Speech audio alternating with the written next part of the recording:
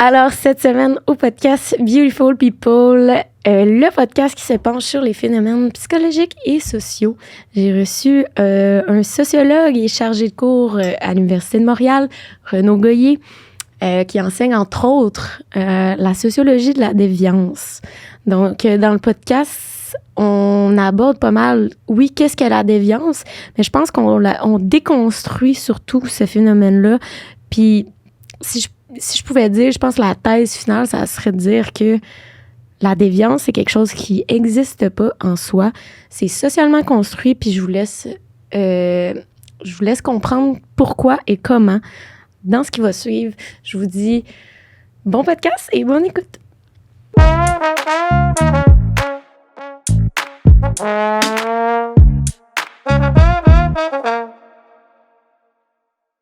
Monsieur Goyer, merci d'être avec moi aujourd'hui. Bien, ça fait plaisir. Le sujet du podcast, ce qu'on a envie d'aborder aujourd'hui, qu'on s'est parlé, c'est la sociologie de la déviance. Un domaine que vous connaissez assez bien vu que vous l'enseignez à l'université. C'est une sociologie que je trouve excessivement importante, surtout pour le fait qu'elle met en relief carrément que la déviance, c'est construit socialement, puis le fait qu'on participe toutes à la construire, je pense que c'est là que toute la pertinence est. Fait que je pense que pour partir donner les mêmes bases à tout le monde qui nous écoute, je sais pas si vous pourriez donner une définition de la déviance. S'il vous plaît, on commence avec... Évidemment, il y a plusieurs définitions de la déviance, mais généralement, parce qu'évidemment, c'est le regard que tu portes sur la déviance qui va... Il y a des... Je commencerais par dire que l'univers de la déviance s'intéresse, tu sais, ça fait référence aux problèmes sociaux. OK? Avant qu'on nomme ça la déviance, la sociologie de la déviance. On appelait ça la sociologie des problèmes sociaux. Fait que donc, la déviance, c'est ce qui pose problème. Mettons, la première chose dont on pourrait définir, là, c'est que la déviance, c'est ce qui pose problème. Ce qui pose problème comme comportement pour le groupe. Puis là, c'est ça qui est important, c'est que dans le fond, la déviance, c'est toujours en référence à un groupe. Donc, c'est ce qui pose problème pour un groupe en particulier. Et donc, si ça pose problème pour le groupe, ça veut dire que ça ne respecte pas, ou ce comportement-là, appréhendé, ne respecte pas les normes qui ont été établies ou qui sont considérées comme importantes par le groupe. Donc, ils s'inscrivent dans des valeurs et tout ça. Donc, je pourrais te donner une définition de textbook, mais je te mentirais, je ne les connais pas par cœur, ces définitions-là. Mais généralement, on va donner cette définition-là. Tu sais, la déviance, c'est ce qu'on considère comme un comportement qui ne rentre pas dans ce que le groupe estime comme souhaitable. Donc, le groupe, tout autant que l'individu déviant est important pour définir la déviance. C'est-à-dire, sinon plus même. Donc, c'est toujours en référence à un groupe qu'on va parler de déviance. Ce qui veut dire que, si on ajoute à notre définition, que la déviance est toujours contextuelle. Il faut la situer dans le temps puis dans l'espace. Parce qu'elle n'est pas nécessairement...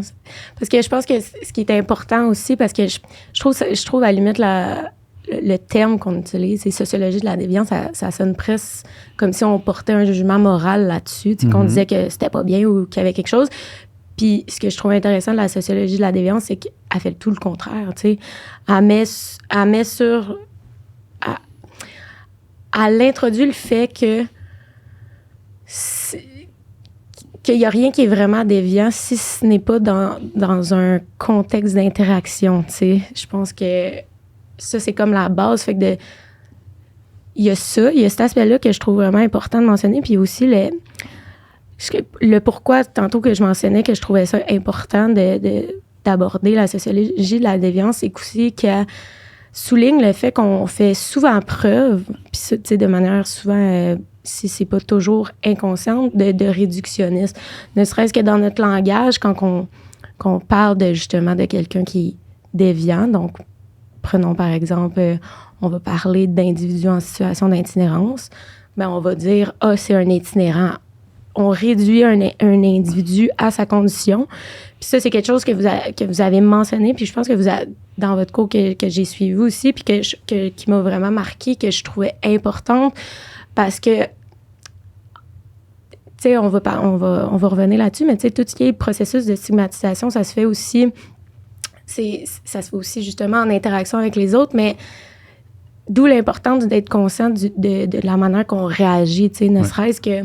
Puis là, j'ai comme vraiment un exemple en tête qui m'a comme marqué pendant justement la session que j'ai suivi votre cours, parce que je me rendais à l'université en voiture, puis comme toute personne qui se rend sur Montréal par le pont Jacques-Cartier va assurément, en sortant du pont à la première lumière, croiser quelqu'un qui demande de la monnaie ou quoi que ce soit. Puis, tu sais, moi, étant une étudiante, je vous cacherai pas que mon statut financier est pas écœurant. Fait que, tu sais, je suis broke, ben reine. Fait que, on s'entend-tu que, comme, bon... Puis souvent aussi, il y a le fait que j'ai la monnaie avec la COVID, puis tout, on n'a plus nécessairement. Mais bref, c'est ça, j'avais croisé quelqu'un qui faisait ça. Puis, tu sais, j'avais tout simplement, comme, levé les mains puis fait comme « Hey, je suis désolée, j'ai rien, tu sais, pour toi. » Puis, tu sais, avec un sourire, là, tu sais, qui... de quoi de normal, tu sais, puis je me souviens de la réaction de la personne, puis il avait juste comme arrêté, puis il avait fait merci, tu sais, puis là, j'étais comme toute comme, tu sais, j'ai rien donné, j'ai rien pu y donner, puis ça m'a comme vraiment fait réfléchir, puis la fois d'après que j'ai fait ce chemin-là, il y avait encore, c'était pas la même personne, mais il y avait encore quelqu'un qui demandait de la monnaie, puis j'ai eu le réflexe de comme observer comment que les gens réagissaient dans leur voiture, tu sais. Puis le 3/4 des gens, si c'est pas plus, baissaient la tête en espérant que comme ils croisent pas son regard, puis c'était carrément comme l'ignorer, tu sais. Puis c'est là que j'ai comme fait OK, tu sais, la personne elle m'a dit merci la dernière fois juste parce que j'ai fait un sourire, puis j'ai répondu comme un individu répond à un individu au lieu de ignorer puis de faire comme si la personne n'est pas conne, là, assez bien, là, tu l'ignores, genre, tu sais. Fait que bref, tu sais, c'est pour ça que je trouve ça important de se conscientiser sur les petits gestes comme ça, les petites réactions qu'on a, parce que, tu sais, je sais pas si on pourrait définir ça comme ça, mais j'ai presque l'impression que c'est des micro-agressions, c'est de faire comme si c'était pas un individu, tu sais. Bref. Fait que là, j'ai mentionné le processus de stigmatisation. Fait que je sais pas si on peut rentrer un peu plus là-dedans. Vous êtes mieux placé que moi pour en parler parce qu'il y a vraiment comme, tu sais, pour que ça devienne un peu plus tangible pour les auditeurs, je sais qu'on pourrait peut-être parler des étapes, utiliser un exemple concret. Je vous laisse. Ben, c'est ça. Mais avant, tu sais, comme il faut, comme d'après moi, spécifier qu'est-ce qu'on entend par la construction de la déviance qui mène à la stigmatisation, dans le fond. Il y a plusieurs manières d'analyser la déviance. Moi, celle que je présente dans mon cours, c'est celle qui s'intéresse à la construction par le groupe d'un problème social qui fait que finalement, on va identifier certaines personnes comme déviantes. Il y en a d'autres qui s'intéressent aux causes sociales de la déviance, par exemple, qui vont s'intéresser à comment la désorganisation, un contexte de désorganisation sociale va amener certaines personnes à moins respecter les normes. Mais la stigmatisation, ça existe dans une conception de la déviance qui part de l'idée que en soi, ça n'existe pas, la déviance. Exact. Donc, il faut... Pour qu'elle existe, ça prend un groupe de personnes qui la mettent en scène, donc qui estiment qu'il y a un problème avec un comportement ou une personne, ou un groupe de personnes, et donc qui mettent en scène un travail de désignation comme étant déviant de ces personnes-là qui ont ces comportements-là, ou pas, qui ont des comportements appréhendés. Fait que le fait d'avoir un comportement déviant ou pas n'est pas important dans l'analyse. C'est les attentes. Donc. On part de ceux qui disent que telle personne est déviante ou ne l'est pas. Donc, si on prend ton exemple, par exemple, donc, il est clair que même si ça a l'air d'être une non-relation, le fait de regarder ses pieds, de gosser sur sa radio quand on arrête aux lumières, plutôt que de dire à la personne « j'ai pas d'argent à donner » ou « je veux pas t'en donner d'argent », de se retourner puis de pas y parler, c'est-à-dire qu'on est en train de sanctionner à quelque part le travail qu'elle est en train de faire. Jusqu'à ce moment-là, cette personne-là n'a rien fait de mal. T'sais. Et tout à coup, là, elle sait qu'elle a fait de mal ou qu'elle a fait quelque chose de mal parce que la personne devant elle détourne le regard, veut pas y parler, fait autre chose. Donc, l'ensemble de la déviance est fait comme ça parce que, dans le fond, quand on regarde qui est désigné comme déviant, il y a un traitement qui est inégal dans la population. C'est pas tout le monde qui a les mêmes sanctions, c'est pas tout le monde qui a les mêmes conséquences pour les mêmes actes appréhendés ou non. Donc, c'est tout dans ce contexte-là que ça se développe. Donc, si c'est construit, ça veut dire que c'est le regard de l'autre sur ce qu'on fait. Et est-ce que ce qu'on fait, puis là, ça fait référence à un mot que tu as utilisé, mais est-ce que le comportement que la personne a devant moi répond à mes attentes? Il répond, dans le fond, aux normes. Puis s'il ne répond pas aux normes, bien nécessairement, si ça me dérange beaucoup, je vais vouloir publiciser le fait que cette personne-là fait quelque chose pour lequel je ne suis pas d'accord. Puis quand on se met à faire ça, à rendre ça public, donc à désigner l'autre comme étant problématique, puis à imputer que c'est un problème, que cette personne-là est une personne indésirable, que son comportement pose problème pour telle raison, que ce soit vrai ou non, bien on est en train, dans le fond, d'y attacher comme une étiquette ou un stigma, finalement, qui va rester avec cette personne-là par la suite. Parce qu'un coup qu'on a dit qu'elle posait problème, il va falloir que cette personne-là s'en défende. Mais pour que ma désignation fonctionne, ben, il faut que j'aille comme un public puis un pouvoir sur ce public-là. Puis si j'ai un pouvoir sur ce public-là, ben, un coup que j'ai décidé que cette personne-là était déviante, la personne stigmatisée va avoir énormément de difficultés à contrecarrer ce discours-là ou à dire ben non, finalement, c'est pas vrai, c'est pas ça qu'il dit, j'ai pas fait ça. Parce que de toute façon, j'arrive avec plusieurs personnes qui croient, dans le fond, qui croient ce que je suis en train de faire. Donc, ça, c'est le premier processus. Le deuxième, c'est que la stigmatisation, ça découle d'un processus cognitif universel. Naturel. Naturel, mais en fait, qui est présent chez les êtres humains parce que ça nous aide, dans le fond, à analyser les situations qui se présentent devant nous, entre autres pour assurer notre sécurité, pour pouvoir comprendre le monde qui nous entoure, pour pouvoir utiliser au maximum les ressources à la fois physiques et humaines autour de nous. Donc, qui est le processus de catégorisation. Dans le fond, à chaque fois qu'on regarde le monde qui nous entoure, on va le catégoriser à l'aide de signes visuels ou à l'aide de nos sens, en tout cas, puis aussi à l'aide de ce qu'on a appris, notre socialisation, on va interpréter le monde autour de nous. Puis on va mettre les comportements des autres autour de nous dans des boîtes. On va aussi mettre les personnes qui sont autour de nous, les signes distinctifs que ces personnes-là portent, on va aussi les mettre dans des boîtes pour prévoir, parce qu'on prévoit. Et donc, déjà, en catégorisant, on est en train de préjuger de comportements possibles. Absolument. Dans tel espace, une fille devrait se comporter de telle façon. En tout cas, je m'attends à ce qu'elle fasse ça. Moi, je vais faire ça. Qui vont me croire? Comment ça marche? Qu'est-ce qui se passe? On est tout le temps en train de faire ce genre d'analyse-là. Puis, ben, des fois, on a tort. Des fois, on a raison. Mais des fois, on a tort. Et le fait de considérer à partir de l'apparence physique, que cette apparence-là soit liée à la biologie ou à ce que la personne porte, de la regarder, de catégoriser en fonction de nos attentes, bien ça, c'est la preuve qu'il y a des processus de stigmatisation dans notre société parce que certains de cette certaine partie de cette catégorisation-là qui est négative, qui associe pour certaines personnes des comportements possibles négatifs et qui, dans le fond, font qu'on ne voit que ça, qui n'existe qu'à travers ça.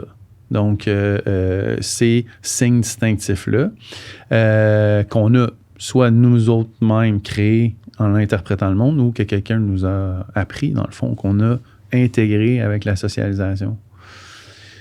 Et ça change complètement notre comportement envers ces personnes-là parce que là, on s'attend aussi à ce que les gens répondent à leur stigmatisation. Exact. Ça change un peu notre vision. Donc, la stigmatisation, ça découle à la fois de la constitution sociale des problèmes, ou des problèmes sociaux, la construction sociale des problèmes sociaux, puis de l'autre, des processus de catégorisation qui sont comme un peu naturels. Puis là, on associe, dans le fond, ce qui pose problème au processus de catégorisation, puis c'est là que ça crée une stigmatisation.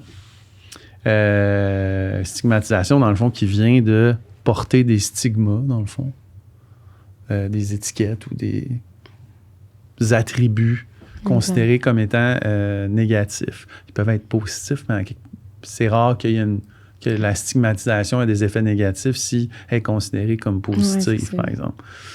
Fait qu'on rentre carrément dans un cercle vicieux là, avec tout ce que vous dites là, parce qu'au final, dès que justement ce processus-là de stigmatisation est enclenché, veut pas, la personne stigmatisée, à chaque fois qu'elle va vivre, elle va ressentir cette stigmatisation-là, mais ça va juste consolider dans sa tête que c'est ça son identité, C'est là que je veux dire que c'est un cercle vicieux, mais aussi, il y a de quoi que... Il y a plein d'éléments, en fait, sur lesquels j'aimerais rebondir par rapport à ce que vous venez de dire, mais je trouve qu'il y a quelque chose d'intéressant, puis moi, qui m'avait marqué aussi dans votre cours, c'est quand on avait analysé tout ce qui est amende, qu'on donnait... c'est quoi la sanction qu'on donne à un individu en situation d'itinérance, mettons, qui fait juste flâner un espace public, puis si, admettons, on le compare à, je sais pas, quelqu'un qui fraude des milliers de personnes, genre, c'est de vraiment poser le regard sur les sanctions aussi. Je trouvais ça intéressant. Je sais pas si vous pourriez développer un peu là-dessus. Bien, la question des amendes, c'est qu'il y a une surreprésentation de certaines populations dans les amendes qui sont données, entre autres, les amendes qui sont données pour incivilité là, dans l'espace public.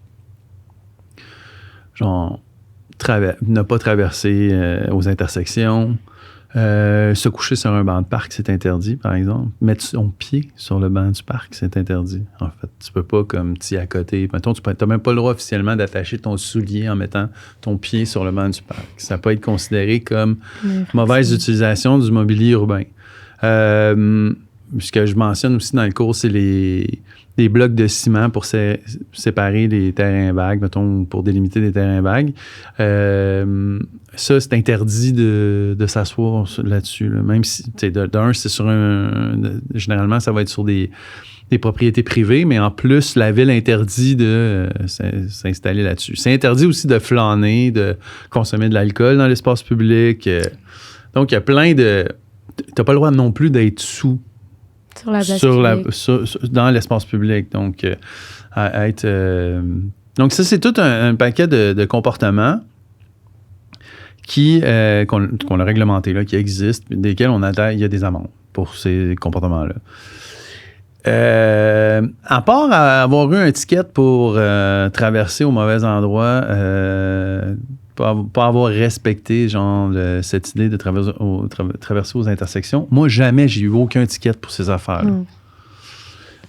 J'en ai jamais eu. Mais si on parle si on parle à des jeunes, si on parle à des jeunes de minorités visibles puis de minorités religieuses ou visiblement religieuses, eux autres, ils connaissent ça, c'est leur pain quotidien. Là.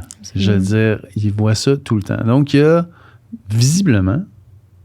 Il n'y a pas juste certains comportements qui posent problème. Il y a certaines populations qui posent problème, qu'on surveille plus et donc qui ont plus d'amendes. Parce qu'on les surveille plus, parce qu'ils posent problème. Donc, on les surveille plus, on estime qu'ils posent problème. Donc, ils sont davantage considérés comme possiblement criminels, faisant partie de gangs. Donc, il y a tout un enjeu. Déjà qu'il y a toute une peur socialement de la jeunesse. La jeunesse est plus surveillée que d'autres... tranches d'âge. Tranches d'âge. Mais ça, c'est pas mal surveillé. Fait que, ça fait que ces gens-là, dans l'espace public, ils sont surreprésentés dans les amendes qui sont données, entre autres par le SPVM. Là, ce que ça crée, par la suite, c'est que vu qu'ils reçoivent plus d'amendes, on va dire qu'ils posent plus de problèmes. Le SPVM, lui, dit... Moi, je donne mes amendes de manière universelle. Je ne surveille pas une population plus qu'un autre. OK? À la fin de l'année, j'ai donné 40% de mes amendes à des jeunes noirs. Là, je vais les surveiller. Ils posent problème, cette population-là. Donc, dans le fond, il réaffirme la politique de la surveillance de certaines populations ça, c'est le travail de la stigmatisation. On a commencé par stigmatiser certaines populations parce qu'ils posent problème, à cause de comportements supposément appréhendés, mais en les surveillant plus, ces comportements comme... C'est normal que si tu les surveilles plus, tu donnes plus de sanctions. Mais donc, tu vois bien que... oui, regarde, ils ont raison, là. Ils posent problème, ils causent plus d'incivilité. Mais si on avait... si on surveillait tout le monde, puis que c'était comme différent, égal, ou on passait pas l'éponge parce qu'il n'y a pas pensé, ou on ne calcule pas non plus ceux qui reçoivent des avertissements, ou tout ça. Donc, il y a une catégorie. Puis c'est la même chose pour les itinérants, par exemple, qui sont... les jeunes de minorité visibles, c'est ce qu'on appelle le profilage racial, mais après ça, il y a le profilage social des itinérants. La même chose, les itinérants sont surreprésentés, par exemple, pour tout un paquet d'incivilités un samedi soir à Montréal, on ne va pas commencer à donner d'étiquettes à tout le monde qui est sous dans la rue, tu comprends? Ou dans le métro. Il y en a trop, ou dans le métro. Il y en a plein. Ces personnes-là n'ont jamais eu d'étiquette. Pourtant, quelqu'un qui porte les signes distinctifs d'un itinérant va recevoir une amende pour avoir été intoxiqué dans l'espace public. C'est là où il y a un traitement différencié puis qui vient des signes distinctifs. Parce que si on le donne à cet itinérant-là, c'est parce qu'on voit ou on a décidé qu'il était itinérant. Donc, il y a des stigmas. Il porte une étiquette. Et donc, on stigmatise comme ça. Puis encore là, on va dire que ça pose problème, les itinérants, parce que, dans le fond, ils causent des incivilités. On a les statistiques pour montrer qu'ils causent des incivilités parce qu'on leur donne des étiquettes, mais ces étiquettes-là, ils ont été données. Ils sont surreprésentés par rapport au comportement qu'eux autres ils adoptent. C'est toute la logique autour de ça, puis ça agit comme un cercle vicieux. À un moment donné, on n'en sort pas. Puis c'est la preuve, ça, que la déviance est construite. Dans le regard de la personne qui contrôle socialement ces populations-là. Exact. Puis, tu sais, ça pourrait être...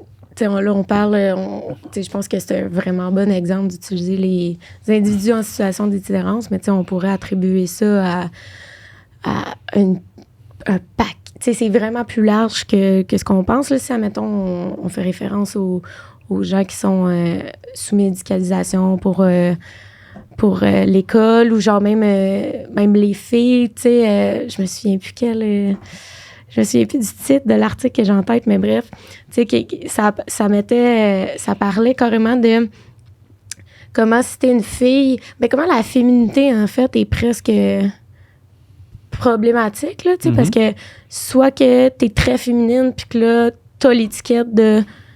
Puis là, dans le texte, ils utilisent vraiment ça, là, l'étiquette d'une pute ou d'une salope ou genre d'une... Puis je pense que c'est sociologique aussi, cet texte-là. Puis autant que si t'es pas... si tu manques de féminité, mais là, tu réponds pas aux standards de la séduction. Puis, fait que c'est vraiment plus large là, que ce qu'on dit. Puis même pour aller au-delà de ça, au-delà des individus en tant que tels, il y a aussi des zones géographiques qui sont stigmatisées, qui sont... qui ont qu'on applique le même traitement. Là, par exemple, qu'on parle de Montréal-Nord, Oshaga, je sais que c'est quand même un sujet que vous connaissez bien. Fait que j'aimerais ça peut-être aller plus dans ce sens-là, peut-être pour montrer aussi que la déviance, c'est pas juste les individus, c'est aussi des quartiers, c'est aussi... Puis il y a des conséquences, par exemple, la gentrification. Là, c'est sûr que, ouais, c'est ça. Il y a comme... Quand tu appréhendes qu'il y a une concentration de population indésirable, je le dis de même, là, dans certains secteurs, mais ces secteurs-là vont être aussi stigmatisés. Mais je vais juste, avant de parler de gentrification, revenir un peu, parce que dans le fond, ce qui met ça en place, c'est aussi le fait que, bon, là, on en parle pour des situations extrêmement dramatiques, mais ça, on fait ça pour toutes, là. Pour des affaires qui sont pas aussi politiquement chargées. Mm-hmm. Puis c'est parce qu'on les apprend puis qu'on les met en place tout le temps. Puis on commence super tôt, entre autres avec les rapports de genre, de classer, tu sais, qu'est-ce qui est ici, qu'est-ce qui est ça. Puis quand on a des enfants, on s'en rend compte là, assez rapidement, les enfants, ils fonctionnent par catégorie. Puis si tu respectes pas la catégorisation, tout de suite, tu es stigmatisé pour l'enfant. Il y a quelque chose qui marche pas dans sa tête. Puis on est constamment en train de désapprendre parce qu'ils apprennent ça extrêmement vite, qu'il faut respecter les catégories qui sont mises en place. Puis que, tu sais, qu'ils vivent dans le regard de l'autre, dans le fond. Puis dans le regard du contrôle, tu sais, du contrôle des autres. Puis, c'est quand vu qu'on accepte ça assez rapidement, puis qu'on finit par le naturaliser, on va dire, c'est normal. Mais laisse-la faire, elle a juste 5 ans. Mais ça reste. Donc, elle a construit son rapport au monde, elle ou il, à partir de ces processus-là. Puis après, c'est là que ça peut se transformer en termes de territoire, parce que là, on ne fait pas juste désigner des populations comme étant problématiques, on va aussi désigner des territoires comme problématiques. Des territoires qui sont déstructurés, dévitalisés. Là, on a tout un paquet de qualificatifs très méprisants là, pour certains secteurs de la ville. Et qui sont insécures, qui poseraient problème ou qui sont dangereux, dans lesquels on estime qu'il y a plus de criminels. Pourquoi qu'il y aurait plus de criminels? Dans le fond, à Montréal, la majorité des actes criminels, ils se commettent au centre-ville. Puis dans certains secteurs, mais ils ne sont pas corrélés avec un quartier en particulier. T'sais, si tu prends l'ensemble des crimes, je veux dire, ils sont pas... c'est juste parce que les crimes sont différemment sanctionnés qu'on... c'est sûr, il y a des choses qu'on voit comme plus problématiques. Certains actes sont plus problématiques. Puis quand ils sont dans certains secteurs, ça augmente la problématisation. Comme par exemple, là, dans les derniers mois, on est dans une panique morale autour de l'utilisation des armes à feu. Moi, je nie pas le fait qu'il y a peut-être plus d'armes à feu puis qu'il y a plus de criminalité avec les armes à feu, mais plus on en parle, plus les gens ont peur. Ils ont peur. Et donc, quand ils entendent quelque chose, ils vont dire « Ah, j'ai entendu des coups de feu. » Là, ils appellent la police. Là, la personne se pointe. Puis il y a des fois où il y a des situations, on a dit qu'il y avait eu des coups de feu, mais on n'a pas trouvé de douille, par exemple. Donc, il n'y a pas de douille qui traîne, mais il y a un témoin qui dit qu'il y a eu des coups de feu. Puis évidemment, ça, c'est toujours dans certains secteurs qu'on considère problématiques.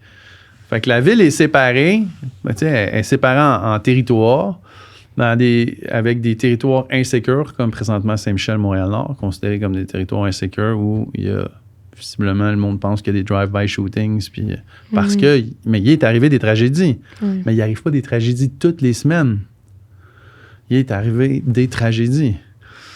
Il y a des secteurs qui sont considérés, là, c'est pas en termes d'insécurité puis de criminalité, mais ça va être plus en termes de inhabilité, je vais le dire autrement, mais de salubrité, par exemple. Des secteurs qui sont considérés comme où il y a des logements insalubres, où le cadre bâti, on prend pas soin du cadre bâti, puis les populations dans ces secteurs-là font pas attention à où ce qu'ils vivent. Genre, certains secteurs de Saint-Laurent, Parc Extension, Quartier-Ville, voire même Hochelaga, certains secteurs qui sont comme déstructurés. Et donc, la réponse qu'on a face à ces territoires problématiques, c'est qu'il faudrait qu'il y ait plus de mixité sociale pour civiliser, dans le fond, les populations de ces secteurs-là. Et donc, ça, c'est toute la vente de ces secteurs, le marketing de ces secteurs-là qui va faire que on va vouloir les transformer, on va appeler les pouvoirs publics pour qu'ils les transforment, qu'ils fassent quelque chose. Et c'est comme ça que se met en place les processus de gentrification. La gentrification d'un secteur, ça commence toujours par son dénigrement.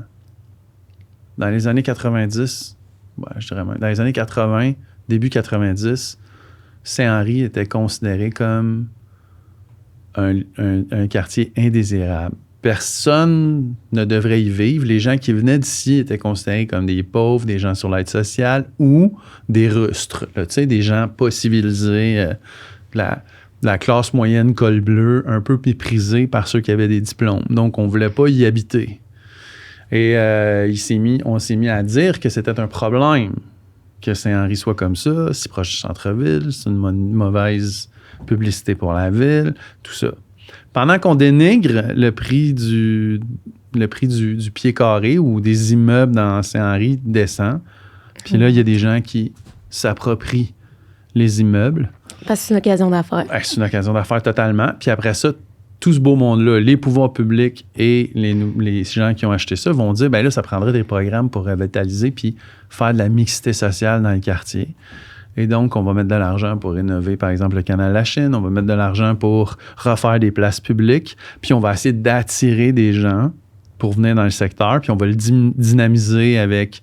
On va rendre public des nouveaux bars, des nouveaux commerces, puis pour qu'ils deviennent comme attrayants. Puis là, on fait venir les gens tranquillement dans ces secteurs-là pour le gentrifier. Puis, au bout de... 25 ans, mais les gens n'arrivent plus à se loger ou à demeurer dans le quartier. Donc, un des gros problèmes du quartier Saint-Henri, c'est ça, c'est les évictions présentement, les reprises de logement puis la hausse de loyer. C'est ça.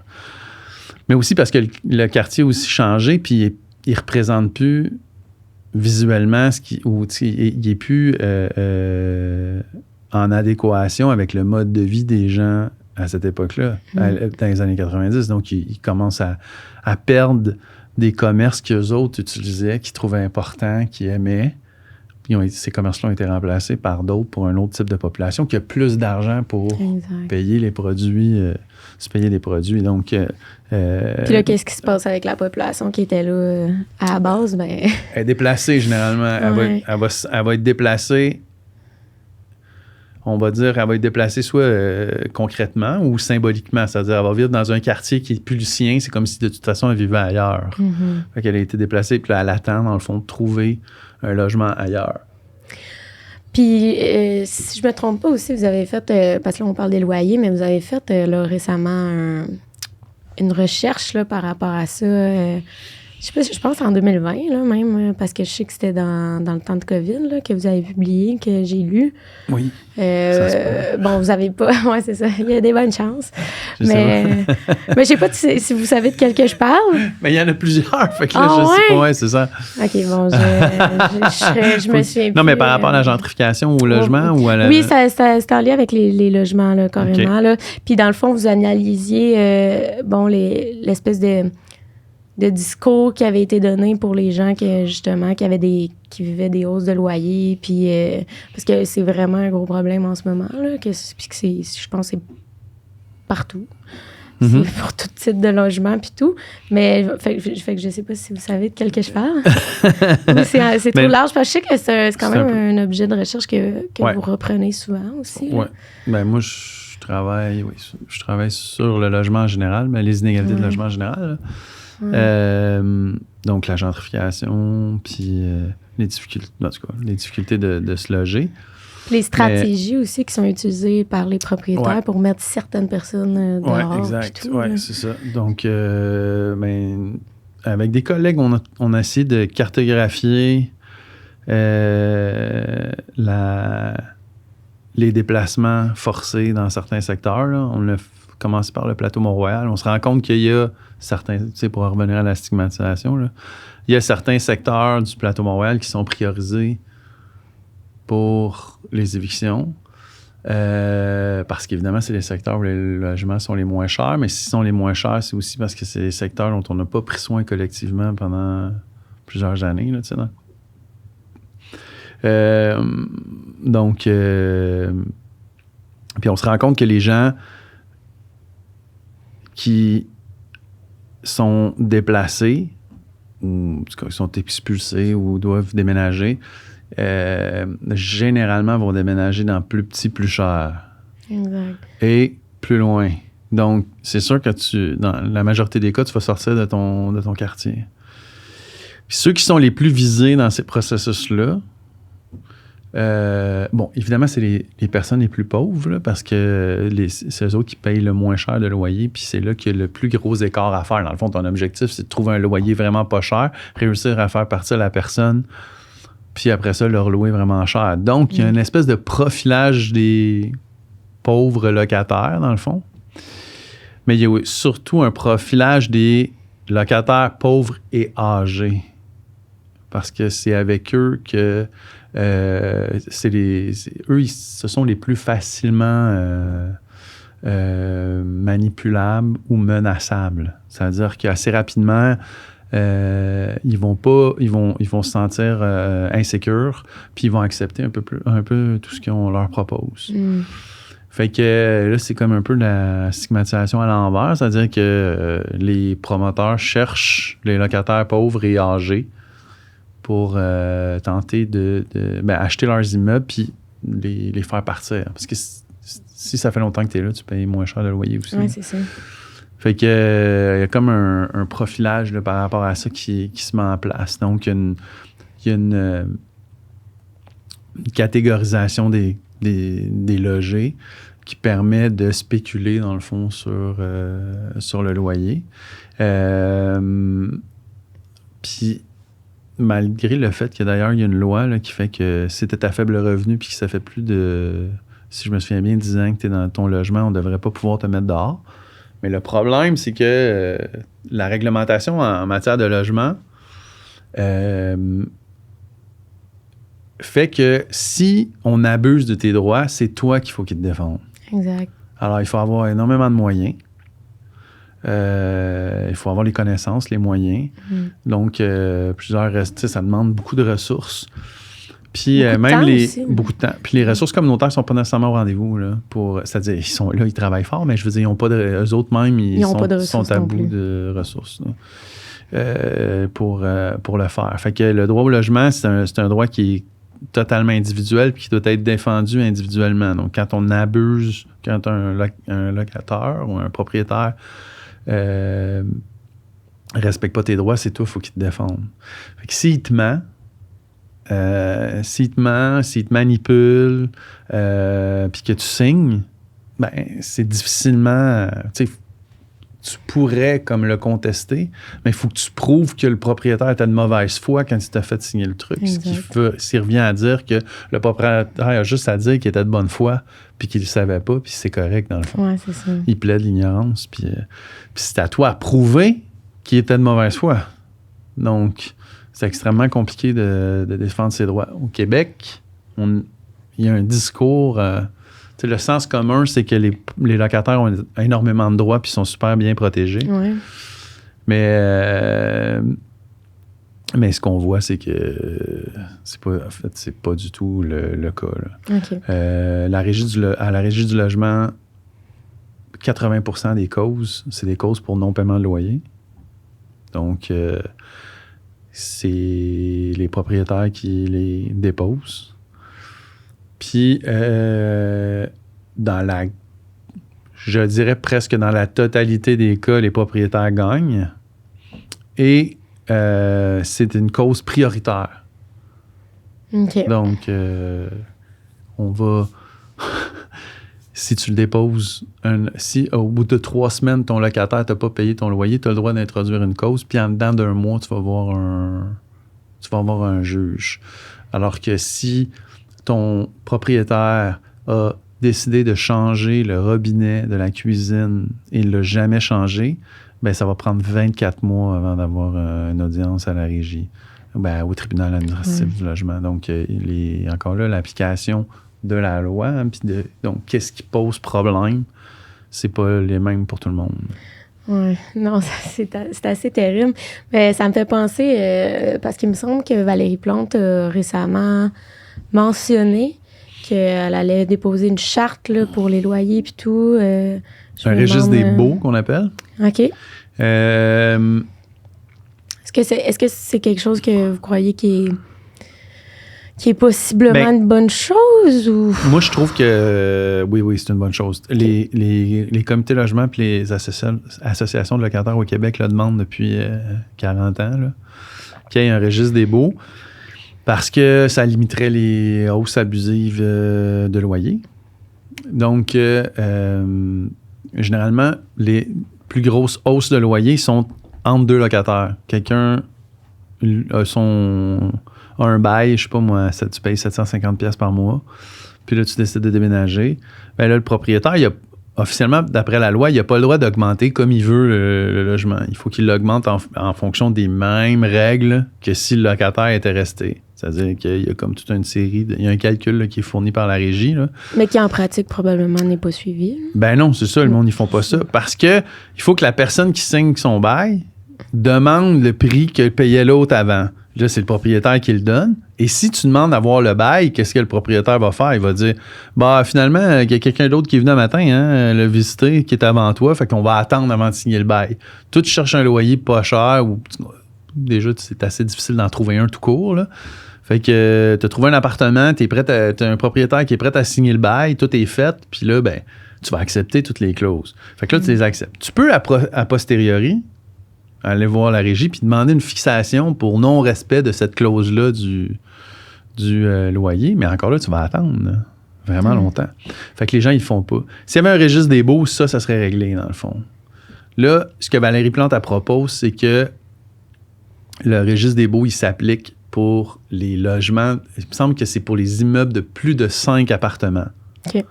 Ce qui fait qu'il y a à peu près 60% du parc locatif montréalais qui est exclu du registre des baux. Tu sais, tous les multiplex, là, tous les plex en rangée, là, les triplex, les quadruplex, les duplex, ça s'appliquerait pas pour ces logements-là. Ça s'applique juste pour les gros. Ben là, c'est sûr qu'il va y avoir comme un... Probablement. Ouais, c'est ça. Bon, il faut dire que il y a un site web qui existe qui tente de... donc, il y a une organisation là, qui tente de créer un registre communautaire des baux, là, où on peut aller... On écrit un courriel à... Je pense que si vous tapez Mon Loyer Québec, là, vous avez accès à ça. Puis là, vous soumettez le prix que vous payez maintenant. Fait que la personne qui arrive après peut le savoir, puis là, on peut contester en fonction de ces informations-là, parce qu'on peut retrouver facilement l'ancien locataire. C'est difficile, ça aussi, de trouver l'ancien locataire. Fait que c'est comme un effort collectif pour se coprotéger, là, carrément. Là, mais le registre des baux, pour moi, pour qu'il soit efficace, il faut qu'il soit centralisé. C'est qu'à chaque fois qu'on signe un bail, il est comme rentré dans un ordinateur. Si il y a des clauses illégales, le propriétaire ne pourra pas le soumettre. Ça veut dire s'il y a des choses qui ont été inscrites dans le bail qui sont illégales, par exemple un dépôt, c'est illégal. Okay. Des clauses sur des intérêts à payer si on n'a pas payé le loyer à temps, toutes ces choses-là, là, c'est toutes des clauses qui sont illégales. Mais là, tout de suite, dans le fond, en le soumettant, on le verrait. Dans le fond, et là, le propriétaire ne pourrait pas soumettre des baux avec des clauses illégales, ou on pourrait faire... Il pourrait les soumettre quand même, on pourrait faire comme des activités de surveillance ou au hasard, un peu comme l'impôt, là, dans le fond. L'impôt, c'est toujours sur l'honneur, mais une fois de temps en temps, on surveille qu'est-ce qui est fait, puis moi aussi, dans le fond, tes factures concordent. Là, donc ça, pour moi, ça serait comme... Le registre des baux, c'est une bonne solution, mais il faut que ça soit comme vraiment centralisé pour que il n'y ait pas de conséquences collatérales à ça. Non, mais c'est ça, qu'on puisse mettre en œuvre, dans le fond, le droit au logement, tu sais. Puis protéger certaines populations qui n'arrivent pas à se sont un peu obligés de signer n'importe quoi pour pouvoir avoir accès au logement. Parce qu'évidemment, il y a énormément de discrimination là, aussi dans l'accès au logement. Là. Il y a certaines catégories de la population qui ne peuvent pas se loger, qui ont plus de difficultés à trouver un appartement. Parce qu'ils sont stigmatisés. Parce qu'ils sont stigmatisés. Parce qu'ils sont considérés comme mauvais payeurs. Bon, dans les gens sur l'aide sociale, les minorités visibles, les femmes avec enfants, ils ont plus de difficultés à se trouver un appartement. Puis conséquemment, en effort, ils payent plus cher, dans le fond. Au final, puis c'est eux qui sont qui auraient le plus de besoins. Oui, c'est ça. Puis aussi, tu sais, parce que si tu viens d'un milieu plus modeste, par exemple, il n'y a pas tant de propriétaires autour de toi, de duplex ou de... Donc, t'as personne qui peut te dire, tu sais, qui peut te passer un appart, mettons, c'est-à-dire, hey, ma belle-sœur, elle a un duplex, puis là, avant de mettre la fiche, elle demandait, c'est-tu quelqu'un qui voudrait le logement, tu sais? Puis là, toi, tu le vois, tu sais, par exemple, ça, c'est la chance qu'on a quand on est étudiant, là, à la fin de nos études, puis qu'on commence à travailler, c'est-à-dire que dans nos réseaux, il y a des gens qui laissent des apparts, qui cèdent des bails, puis des baux, pardon, puis là, on peut comme pogner ces deals-là. Mais quelqu'un qui soit vient d'arriver ou n'a pas tant de réseau à part le travail, bien, il n'y a pas de personne qui peut y céder son bail. Là. C'est des personnes qui sont socialement stigmatisées ou marginalisées. Là. Ce que Bourdieu appellerait un bon capital social. Tu sais, un bon, exact, c'est du capital social. Oui, que c'est presque de la chance. Là. Bien, en fait, c'est bien que tu en parles, là, mais pour se loger, ça prend du capital. Ça prend... des capitaux selon Bourdieu. Ça prend du capital économique, donc il faut que tu aies comme de l'argent et une bonne job. Ça prend du capital culturel pour défendre ses droits. On se rend compte que ceux qui défendent leurs droits, c'est ceux qui sont les plus diplômés, ceux qui ont le plus accès au savoir, qui connaissent leurs droits. Ça prend du capital social, des réseaux, des amis, de la famille, des gens pour nous aider, pour nous soutenir, voire même pour nous déménager. Puis ça prend du capital symbolique, c'est-à-dire qu'il faut que ce qu'on représente comme... Tu sais, faut les blancs, les blancs catholiques, là, ce qu'on a l'air, il y a un marché là, de l'apparence pour se louer un logement. Oui, ben je trouve ça intéressant qu'on le mentionne dans le sens que je pense que, tu sais, souvent dans l'imaginaire collectif, on aime bien ça dire, ben non, genre, l'apparence, ça coûte, c'est pas grave, genre, puis que, tu sais, on se fait comme un peu à croire que, mais comme en étudiant justement spécifiquement la sociologie de la déviance, tu te rends compte carrément que tu peux pas, ça serait bien le fun, puis ça serait bien beau de manière utopique, mais comme en pratique, c'est pas de même ça marche. C'est bien idéalisé. On aimerait tout ça. C'est comme avoir la paix dans le monde, mais comme c'est pas de même ça marche en pratique. Puis ils peuvent pas faire juste une petite game d'échecs pour régler un conflit. Ça marche pas de même, tu sais. Puis j'ai goût aussi d'aborder un autre phénomène qui est un peu parallèle à ça. Parce que là, on a parlé beaucoup de logement, d'itinérance, entre autres. Puis on parle beaucoup de normes. Puis j'aimerais ça qu'on parle du phénomène de la médicalisation du TDAH, quelque chose que vous mentionnez aussi dans votre cours, qui est, je pense, hyper pertinente, surtout en ce moment parce qu'on voit une montée fulgurante de cas. Puis tu sais, depuis tantôt, on parle de, par rapport à la norme, par rapport au groupe, par rapport à des attentes.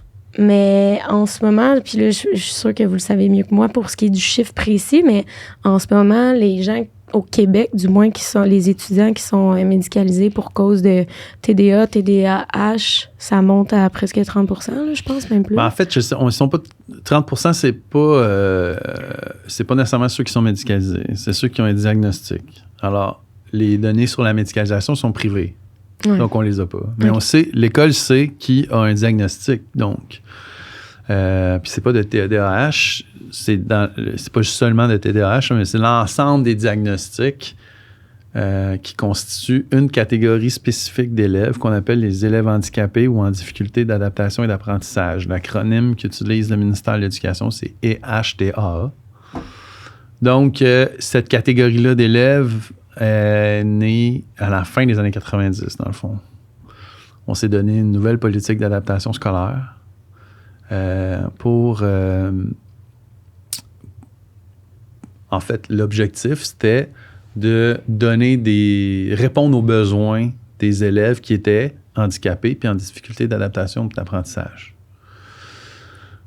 C'est la politique d'adaptation scolaire. Donc, pour faire ça, on veut concentrer des ressources, on veut donner des ressources à ces personnes-là qui ont des besoins. Ce qui, jusqu'à présent, fait tout à fait sens. C'est ça. Donc, mais tout ça, ça se fait dans un contexte. C'est-à-dire, cette politique-là apparaît en 1999, 3 ans après la volonté de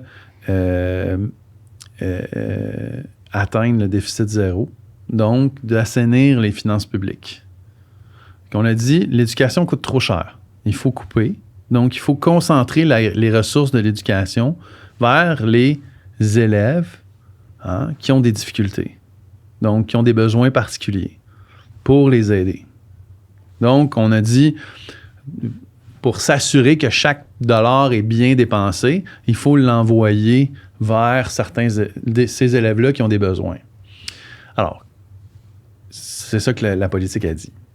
Pour s'assurer de la véracité de ces besoins-là, il faut que des professionnels de l'éducation et de la santé regardent ces élèves-là, puis les évaluent et posent un diagnostic. Donc, on donne un diagnostic à ces élèves-là. Et donc, pour pouvoir donner des diagnostics, ça prend quoi? Ça prend des orthophonistes pour les difficultés de langage, ça prend des neuropsychologues pour les problèmes d'hyperactivité ou voire même tout ce qui a rapport avec le spectre de l'autisme, tout ça. Donc, ça prend comme des professionnels. Puis, à chaque fois, les professionnels qui sont là pour déterminer quels sont les besoins, ils proviennent soit du monde médical ou du monde paramédical. Et donc, ils transforment le besoin de l'élève en problème médical. Dans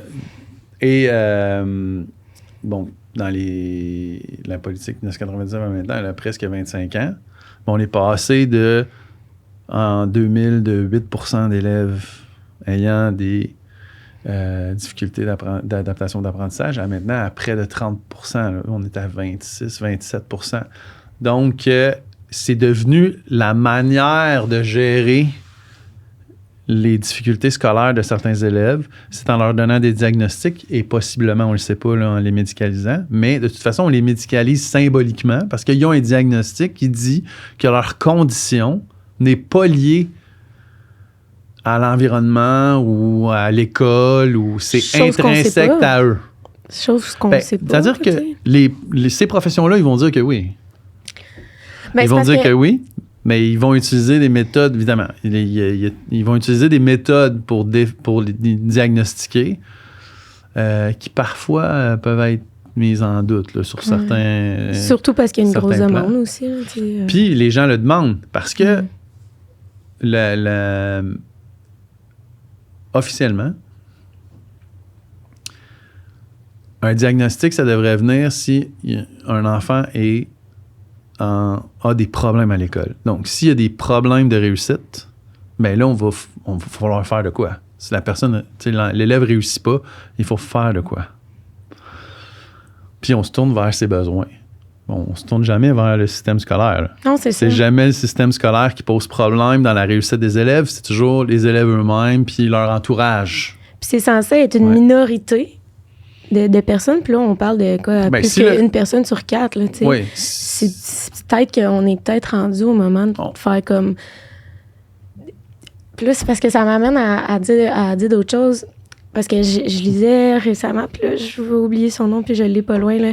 Mais c'est un monsieur qui, dans le début des communications, là, radio et tout, avait fait une théorie sur l'équilibre des sens.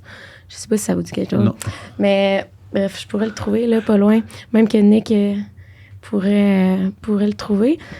Puis lui, ce qui parle, puis, tu sais, je veux dire, ça fait bien du sens, là, mais tu sais, dans ce temps-là, il n'y avait pas de manière vraiment de mesurer, en tout cas, mesurer ce qu'il disait, de soutenir ses propos, mettons, de manière empirique. Puis, dans le fond, tout ce qu'il disait, c'est globalement que l'environnement, chose qui, c'est ça qui va de soi, a une influence sur notre développement. Ouais. On sait que mettons, tout ce qui est iPhone, technologie, là, iPhone, je pense que c'est 2007 là, que ça a sorti. Tu sais, on dirait que dans ma tête, on peut pas se fermer les yeux puis faire comme, ben non, ça n'a rien changé sur la manière que notre cerveau fonctionne, tu sais. Ça n'a rien changé sur le fait qu'on soit stimulé constamment, ça n'a rien changé sur comment, par exemple, qu'on apprend à l'école, tu sais. Fait que rendu là, peut-être que... C'est pour ça que je dis que peut-être qu'on devrait justement se pencher au fait que le système d'éducation, peut-être qu'il ne fonctionne plus en termes de... Pour les individus qui ont vécu dans un environnement différent que celui dans lequel le système a été élaboré, tu sais. Oui, mais en même temps...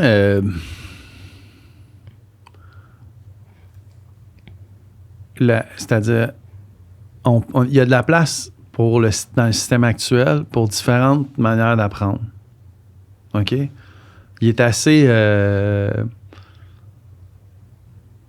le système actuel laisse beaucoup de place aux enseignants pour s'adapter puis adapter leur enseignement pour tous les élèves. Le problème, il se situe pas tant là pour eux, il se situe en termes de ressources, dans le fond.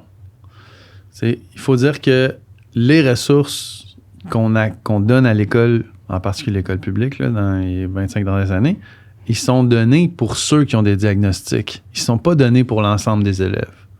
Fait qu'on donne beaucoup d'argent pour ceux qui ont des problèmes, puis on ne donne pas beaucoup de place aux enseignants. Puis, tu sais, on pourrait, je ne sais pas moi, il pourrait avoir, dans certains cas, tu as des enfants qui ont des difficultés avec l'apprentissage, entre autres parce qu'ils ont des difficultés d'attention pour toute la stimulation qu'ils ont. Bien, vous allez enseigner à 2 dans cette classe-là, vous allez avoir 5 personnes qui ont ce problème-là, puis, tu sais, dans le fond, on va s'ajuster, tu sais. Donc, mais c'est pas comme ça qu'on fonctionne. On tourne ça vers l'enfant à chaque fois, parce que, dans le fond, ben, c'est rassurant pour le personnel qui va se dire c'est pas de ma faute. C'est aussi rassurant pour les parents qui vont dire je n'ai pas donné une mauvaise éducation. Dans le fond, c'est à l'intérieur de lui. Fait que c'est pas à cause que je l'ai laissé utiliser son téléphone trop souvent. Donc, c'est plus la faute de personne. Dès qu'on a médicalisé, il y a comme une idée qu'il y a une déresponsabilisation globale de ça. Le pire, c'est que ce système-là ne fonctionne pas. C'est-à-dire que l'idée, c'est de dire, OK, on a trouvé que, par exemple, toi, on va te diagnostiquer, on va te donner un diagnostic, on va t'offrir des services en fonction de ce diagnostic-là. Tu vas avoir des services en orthopédagogie, tu vas avoir à la limite, on va te mettre dans une classe spéciale, puis tout ça, parce que l'objectif, c'est quoi? C'est que tu réussisses, non? Mais ça marche pas. Les écarts de réussite sont les mêmes. Ils n'ont pas diminué. OK, à donc, ce point-là. Ceux qui, tu sais, ça n'a pas marché. On utilise un système qui ne réduit pas les écarts de réussite. Fait qu'est-ce qu'on fait à partir de là? Bien, c'est ça là, le truc. C'est qu'il faut revenir. Moi, je pense qu'il faut reprendre un pas vers l'arrière puis se dire, attends un peu. C'est pas l'enfant qui pose problème. C'est nous qui n'est pas capable de s'adapter qui n'est pas capable de proposer autre chose pour cet enfant-là pour qu'il réussisse. La réussite, ça devrait être toujours le guide. Il y a des enfants qui sont encore diagnostiqués, qui ont des plans d'intervention, mais ils réussissent. OK, est-ce qu'ils réussissent? Puis s'ils sont médicalisés, puis c'est à cause de ça, c'est correct, mais dans le fond, un coup qu'ils réussissent, il faut s'assurer que c'est à l'intérieur c'est vraiment un problème à l'intérieur de l'élève, qu'il n'y a pas des variables contextuelles ou environnementales qui sont venues jouer un temps soit peu sur sa réussite scolaire, genre une séparation à la maison, de l'intimidation. C'est donc, le contexte scolaire n'est pas assez... je vais prêcher pour ma paroisse, mais l'école n'est pas assez étudiée en général. Donc, on ne connaît pas beaucoup de choses sur l'école québécoise. On connaît beaucoup de choses sur les problèmes des élèves. Oui, c'est ça. Mais on ne connaît rien de l'école québécoise. Il n'y a personne qui travaille sur c'est quoi là, l'école québécoise. Genre, l'expérience scolaire là, des élèves, là, c'est quoi? Là? Exact. Genre des livres sur comment qu'on passe à tout ça.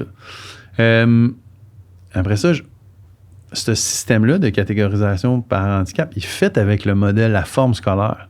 La forme scolaire, l'école a été pensée pour séparer les enfants. C'est tout ça. À chaque fois que tu rentres dans une école, là, tu es tout le temps en train de séparer les enfants. Tu sépares les enfants par âge, par niveau, par classe, par note. Tu sais, c'est plein, là. C'est tout le fonctionnement scolaire, c'est la séparation. OK, vous autres, vous allez là, vous autres, vous allez là. C'est tous des espaces qu'on crée. Tu sais, on place tout le monde à sa place. On est tout le temps en train de faire ça. Puis là, on les évalue pour savoir s'ils sont toujours sur la bonne case. Fait que c'est juste une case de plus qu'on a rajoutée. Parce qu'on pense que il n'y a aucune preuve qui dit que fonctionner par année scolaire, ça améliore la réussite. C'est juste parce qu'on le fait depuis toujours. Puis que ça facilite le travail de l'organisation scolaire. Mais il y a des enfants qui réussissent dans des classes à 2 niveaux. Donc, ça n'a pas de... Tu sais, les classes à 2 niveaux dans les écoles alternatives, ça fonctionne. Pourquoi ça ne fonctionnerait pas pour d'autres? Donc, donc, on a comme c'est extrêmement difficile de... Puis là, peut-être que ça revient à ton truc de changer l'école. Pourquoi qu'on ne change pas l'école? Mais tout est possible, mais on ne veut pas y penser. Parce que dans le fond, l'école, c'est l'expression de notre mode de catégorisation. C'est à l'école qu'on catégorise le plus. Absolument. Les notes, les rapports à la moyenne, les ci, les ça. Qu'est-ce qu'on s'en fout, là? Moi, j'ai reçu le bulletin de ma fille, là. Elle a, tu sais, une note en français, puis il y a la note de la moyenne. Je m'en fous de comment les autres, ils performent à l'école. C'est elle qui... Elle performe, parfait, tu sais, c'est correct, mais le rapport à la moyenne, en quoi ça me regarde, dans le fond, que les autres soient poches ou bons? Moi, je veux juste savoir si elle a fait ses acquis, tu sais, dans le fond. Ben c'est presque pour préparer l'enfant à se comparer, parce qu'à l'université, t'as pas le choix de te comparer, parce que c'est carrément ça, la codine, là. Si tu veux, mettons, même au cégep, là, mais comme, si tu veux rentrer dans la prochaine étape, mettons, de ton parcours scolaire, mettons que tu veux faire une maîtrise, un doc ou quoi que ce soit, mais t'as pas le choix de te dire, est-ce que je suis en haut de la moyenne? Est-ce que j'ai des chances de me rendre là? Parce que, tu sais, je pense qu'en plus, vous l'aviez dit dans un des cours, vous aviez dit, moi, quand je suis rentrée à maîtrise de sociologie, je pense qu'il demandait quoi, de codite, c'était comme... C'était genre 2.5, je pense, de cas de même, là, de minimum. Ben, en fait, je me souviens pas, mais je pense que j'avais 2.7, en fait. Ouais, c'est ça. Puis aujourd'hui, t'es même pas éligible à proposer ta candidature si t'es pas en haut de 3.0 sur 4.3. Oui. Fait que t'as pas le choix, là, tu sais. Puis moi, c'était en sciences politiques, c'était un programme plus contingenté. Ouais, c'est ça. Où il y avait les restrictions étaient plus élevées à l'époque, mais c'est impossible de ne pas donner des bonnes notes maintenant. C'est impossible. Qu'est-ce que vous voulez dire? Ben, moi, j'ai des crises de panique quand là, je donne pas des bonnes notes. Là. Ouais. Il y a des gens... Moi quand j'ai commencé à donner des cours, là, c'était quoi? C'était il y a une dizaine d'années. C'était en 2010. Personne s'obstinait pour 0,5. Là. Mais là, j'ai énormément de gens qui viennent me voir, sachant que parce que si tu as, par exemple, 89,5, je vais te donner 90. Ouais. Puis donc, tu auras plus. Si tu as 90, tu auras plus. C'est fou le nombre de personnes qui m'écrivent. Mais là, pour 0,25 points, pour passer comme à la note au-dessus pour pouvoir performer. Puis dans ton programme, c'est pire. Là. Ah ouais? Psychosociaux ou sociaux? C'est pire, c'est les pires. Ah ouais? Ah oui, c'est terrible. C'est terrible. Ouais. Des crises de panique, là, de gens qui viennent me voir. Puis des fois, j'ai l'impression que moi, je me bats pas tant. Là, je sais pas si je devrais dire ça publiquement, mais moi, je me bats pas tant. C'est-à-dire, je n'ai un petit peu rien à crisser dans les notes, OK? Pardon my French. Mais pour moi, c'était pas important, tu sais, dans le fond. Puis les étudiants, ils n'ont pas de plus de valeur. Il y a des étudiants qui sont incroyables, là. Ils font des travaux là, débiles, mais ils n'ont pas A+, hein, parce qu'ils sont pas comme... Ils n'ont pas tout respecté les consignes, blablabla, fait qu'ils n'ont comme pas A+.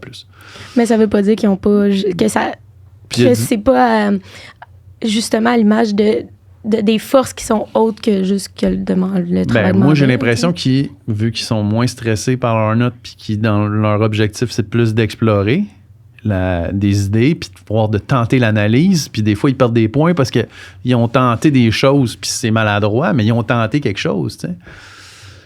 Eux autres, ils sont plus... Moi, je pense qu'ils sont plus prêts pour faire une maîtrise.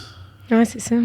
Parce qu'ils sont ouverts à... c'est pas la même manière là, d'évaluer, là. Puis c'est pas du tout la même logique là, à la maîtrise. Fait que et eux autres, pour moi, souvent, ces étudiants-là, ils sont plus prêts de faire une maîtrise que ceux qui sont extrêmement bons, ils respectent toutes les consignes, mais c'est trop fade. C'est genre, j'ai l'impression de me lire c'est ça. quand je lis leur travail.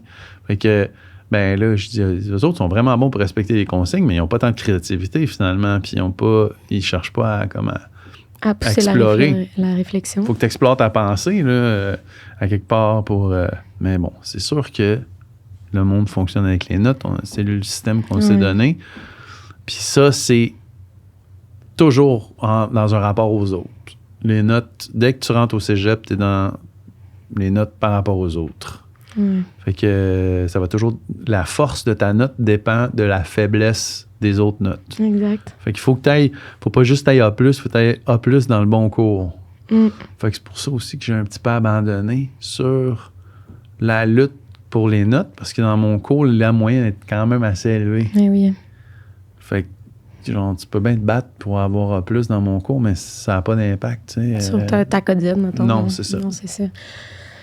Ben, puis c'est parce que ce que je trouve dommage, puis ça, c'est parce que je l'ai vraiment observé, moi, personnellement, depuis qu'on est revenu un peu plus en présentiel, là, depuis la dernière session.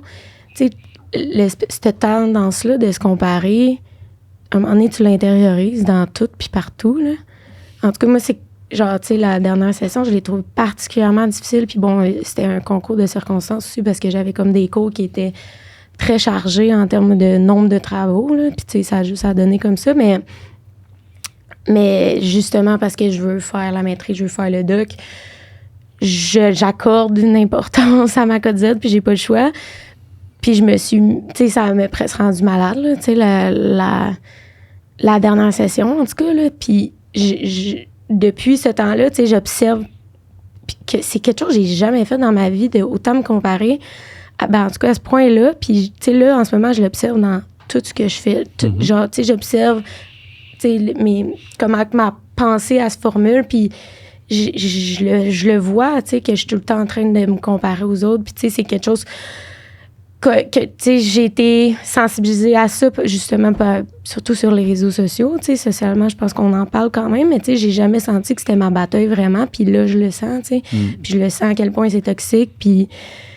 on dirait que j'ai comme peur de comme à quel point les gens après moi, ça va être pire, là, tu sais. À un moment donné, justement, si on parle juste de code Z, elle augmente d'année en année pour tous les programmes, mais à un moment donné, c'est quoi, va-tu falloir que tu ailles 100% dans tout, puis que ça va être ça, à un moment donné, là, tu sais, parce que... c'est sûr qu'on en parlait aussi 20 ans, il y a 25 dans les années 90, mais le truc, c'est que c'est vrai que il y a une...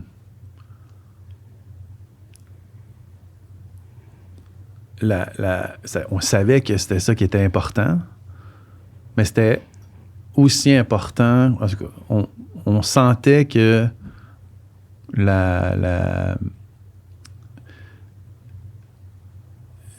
apprendre de quoi était tout aussi important que la note.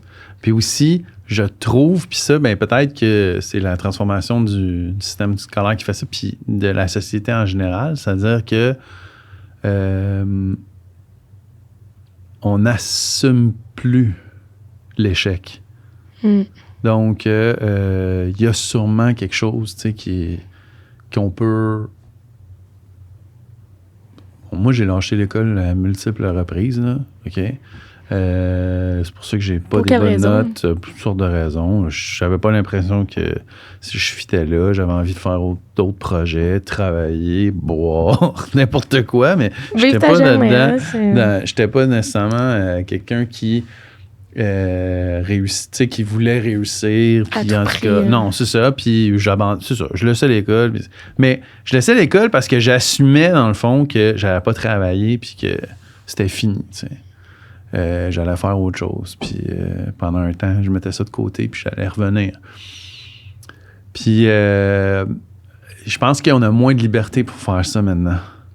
On a moins de liberté pour faire ça maintenant. C'est plus important d'avoir un métier, c'est plus important d'avoir une formation. Ça pèse plus dans la reconnaissance. J'imagine que, comme tu dis, c'était une époque qui était sans réseaux sociaux, fait que genre, j'avais pas d'update à donner à personne de où j'étais dans la vie. C'était juste mes amis proches qui savaient que j'avais lâché l'école et que je faisais autre chose. Donc, c'est ça, on postait pas notre réussite. Maintenant, on est constamment bombardé de la réussite des autres. Okay? Ouais, puis jamais les coups durs, là. Non, c'est jamais, au presque. Regarde, moi, j'ai un doc, là, j'ai postulé pour des postes de prof pendant des années, je les ai pas, mais à chaque fois qu'il y a quelqu'un qui poste, qui est devenu prof, tu sais, je suis comme genre, il faut que je continue, puis mais dans le fond, je pourrais dire, hey, je suis bien, là, je donne mes cours, c'est l'affaire que j'aime le plus faire dans la vie. Et je vais rester, vous êtes excellent, je vais rester, merci. Mais je vais rester là, puis je vais faire ce que j'ai à faire, puis c'est bien correct, tu sais. Mais c'est ça, mais les réseaux font qu'il y a comme une pression. Et j'ai l'impression que aussi, c'est les attentes des autres, tu sais, que dans le fond, je fais pas juste me décevoir, c'est-à-dire que je suis comme en décalage avec les attentes des autres par rapport à ce que je devrais être, faire. Comme il y a des attentes par rapport à plein d'autres affaires, là, voyager, il faudrait comme avoir une vie là, tu sais, extrêmement palpitante et remplie, puis avoir plusieurs projets, puis avoir tout vu, puis tout lu, puis donc parce qu'on est constamment comme exposé à cette affaire-là, tu sais. Fait que j'imagine que ça joue ça aussi, puis ça fait que les étudiants, ils ont beaucoup de pression pour exister, puis rentrer dans des programmes que... Moi, je suis comme genre, mais pourquoi vous voulez... Je le dis parce que t'es en psychosociaux, mais il y a tellement de monde dans ce programme-là qui veulent aller en psycho, puis là, je suis comme genre, je sais bien que tu vas avoir quand même une bonne job, mais c'est pas si payant que ça, psychologue, tu sais, tu vas pas non plus, genre, demain matin, gagner 300 000 $ par année, là. Je sais que c'est une job, il y a une job à la clé, là, OK? Mais, tu sais, se constitue une clientèle, puis tout ça, c'est long, tu sais. Pourquoi rentrer nécessairement dans ce programme-là, en plus à l'Université de Montréal, où il est plus contingenté que dans d'autres universités québécoises, alors que le programme dans ces universités-là est aussi bon, sinon meilleur. Je veux dire, il y a comme un... Mais c'est la pression de tout le monde. Oui, c'est ça. C'est effectivement de qu'est-ce qu'on va projeter, tu sais, Puis ils sont stressés, là, le monde, avec ça, la rentrée. Puis, alors, bon, en tout cas, il n'y en a pas tant. Non, qui rentre, c'est ça? Non, il n'y en a pas. Non. Pas tant. De psychosociaux à doc en sociaux? Ben non, parce que souvent, quand tu rentres dans le programme de psychosociaux, c'est que tu n'es pas rentré dans le programme juste psycho, là. C'est, admettons que tu sais, moi, j'ai plus été comme agréablement surprise dans le sens que moi, je pensais que j'allais vraiment plus aimer la psycho, mais la socio m'intéressait, puis finalement, c'est vraiment la socio mon truc. Mais tu sais, souvent, les gens qui veulent aller en psycho, c'est au contraire que c'est leur dernier moyen, leur dernier chemin possible pour rentrer à maîtrise. Puis, tu sais, c'est excessivement compliqué, en plus, quand tu fais le programme bidisciplinaire, de rentrer en psycho, parce que je pense qu'il faut que tu n'as pas assez de crédit de juste psycho pour rentrer. Fait que faut que ce soit toi, que tu ailles tout choisi tes cours en option psycho, puis là, encore là, Dieu sait que comme faut que tu sois à jour dans tes dates d'inscription de cours, puis tout, puis que tu fasses pas ça dernière minute, parce que ça se peut qu'il reste plus de place dans ce cours-là. Fait que tu te rallonges, puis en tout cas, ça doit être excessivement difficile mentalement là, pour ces gens-là. Je suis comme contente de ne pas en faire partie, mais j'en côtoie, puis effectivement, c'est... Mais on vit aussi dans... En tout cas, la psycho est un... Est à mode aussi. Là. Mais ça fait longtemps, là. Ouais. Tu sais, il y a les auteurs américains qui disent, j'ai oublié leur nom, là, mais tu sais, qui disent qu'on vit dans la société de la psycho, là, dans le fond. Oui, comme tout Gilles Lipovetsky. Tout s'explique par les dimensions psychologiques. Fait que tout de suite, les gens ils ont un intérêt pour ça. Si t'épluches là, les admissions de sciences humaines dans les collèges, là, le profil psycho, c'est toujours le plus populaire. C'est sûr. Il y en a plus de monde là-dedans. Oui. Je veux dire, il y en a plein. D'ailleurs, il y aurait plus de chances de rentrer en psycho à l'université s'il avait fait sciences nat au lieu de sciences humaines, profil psycho. Mais c'est énorme, là. Mais c'est fou, là. Il y a dans un collège où j'ai travaillé à la dernière session, là, ils nous ont envoyé les inscriptions pour 2022. Il y a 3 fois plus d'étudiants dans sciences humaines, profil psycho que dans le profil monde. Donc, on est plus tourné vers soi que vers le monde, visiblement. Puis de plus en plus. C'est ça. Fait que c'est quand même... Ben, c'est moi qui fais de l'analyse un peu vite fait, là, mais c'est quand même un contexte qui est énorme puis qui explique bien des affaires qu'on a parlé aujourd'hui, là, cette société-là de la psychologie puis de l'obsession psychologique puis c'est ça, de comment on voit les autres puis qu'on évalue leur comportement. On est constamment en train de comment dire, de psychanalyser les gens autour de nous, dans le fond. Fait que... Réfléchir, c'est rendu ça. Tu sais, quand on dit « je réfléchis trop, je réfléchis... » Ben, dans le fond, tu réfléchis pas trop, tu fais juste... Tu réfléchis pas à quelque chose vraiment de concret. Tu réfléchis pas à des conceptions où tu fais juste faire du self-criticism puis du jugement envers les autres constamment. Genre. C'est ça qui, je pense, nous rend malades à un moment donné. En tout cas, c'est hyper intéressant. Puis je pense que ça démontre toute la pertinence du podcast aussi qu'on vient de faire, là, de justement montrer que la société existe encore, puis qu'on se doit un peu de se poser là-dessus. Fait que merci encore énormément pour le temps que vous m'avez accordé. Ça m'a fait plaisir. Vraiment, j'espère que ça va être entendu comme podcast. Je le trouve super important. Fait que merci encore. Merci à toi.